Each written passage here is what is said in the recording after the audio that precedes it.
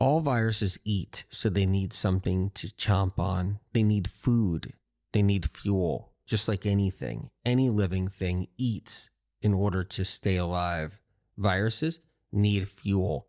So what is the person eating that will feed these viruses? What's in the person's body that the viruses would love to eat? Is there residue of certain foods that become viral fuel?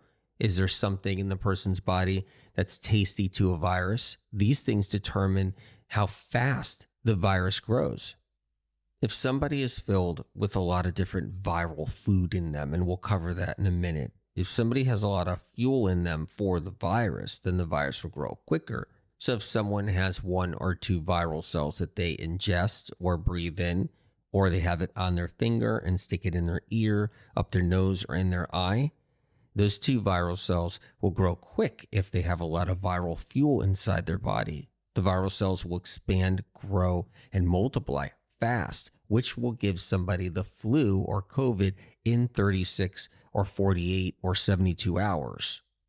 But if somebody contracts 1 or 2 viral cells and they don't have a lot of viral fuel in their body, foods that feed viruses, it could take 5 or 6 days for those viruses to multiply enough to become a sickness.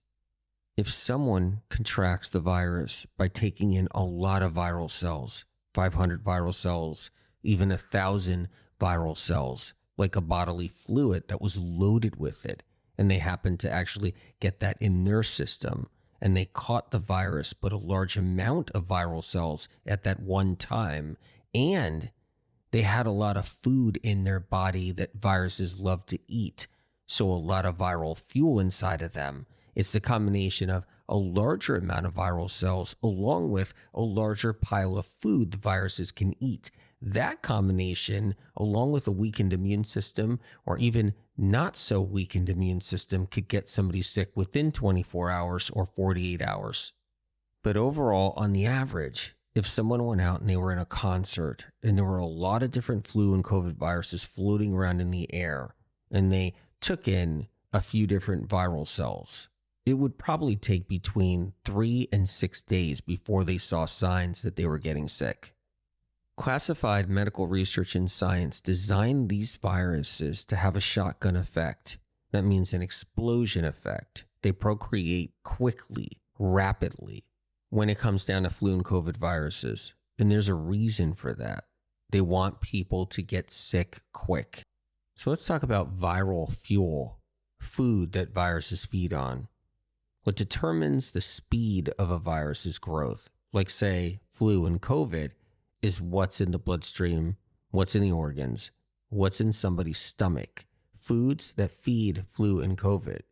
If someone has pizza, cheese pizza, on the night they catch the flu or COVID, some viral cells from the flu, viral cells from the COVID virus enter into someone, land on their tongue, enter their lungs, enter their sinuses, enter their eyes, their ears, up their nose. In any way, when someone gets those viral cells from flu or COVID, the flu and COVID viral cells feed off of, say, pizza, cheese. Cheese is a big one. So when people fill themselves up with cheese, if they had cheese that week or that month and the cheese residue is still in their gut, still in their body, still in their liver, their organs, still remnants are in their bloodstream, the virus will get keyed onto it, find it, seek it out, gobble it up, consume it, and then reproduce itself quickly. So you're out one night, and that same night you breathe in COVID or flu viral cells. They enter into your sinuses or into your body in some way, and at that same time you're eating cheese pizza, the viral cells will feed off of the cheese in that very moment, that fast, that rapidly. While you're actually out in the restaurant eating your pizza, the virus is reproducing itself quickly in that very moment, eating the cheese itself that's inside your body. The 2 most favorite foods that viruses love to eat, and that means all viruses, doesn't mean just COVID and flu. It means all viruses. It's eggs and dairy products. Eggs and dairy products. 2 flu viral cells caught one night out in a restaurant, somehow, some way, can grow overnight and become 1,000 flu or even COVID viral cells by morning, just with eggs and dairy in the system. If eggs and dairy are not in the system, those 2 viral cells might only go to 100 viral cells overnight by morning. Shotgun viruses like COVID and flu create a crap storm in the body, cytokine storm. That's how they're designed.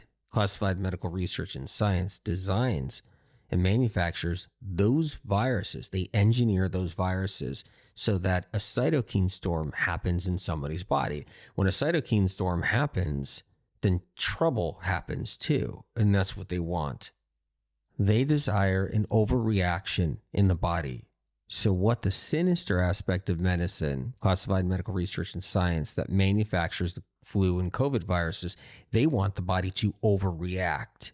They want a cytokine storm when the body actually overreacts to the virus, where the body does a freak out. When the body does a freak out, then you have a problem. It's like a different version of self-combustion.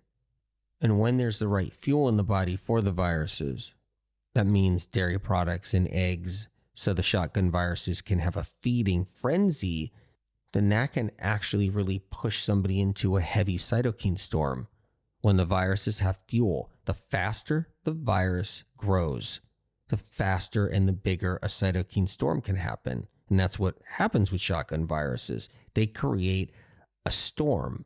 They create a cytokine storm because they're growing so fast, creating so much toxin and so much waste. They're freaking the immune system out, creating a crisis. The immune system is attacking the virus at an accelerated rate. Scientists that work in the Classified Medical Research and Science Department, they want cytokine storms. They want shotgun viruses creating a reaction in the body where there's a crisis and the person goes into crisis states. That crisis state lands somebody into the hospital and feeds the system.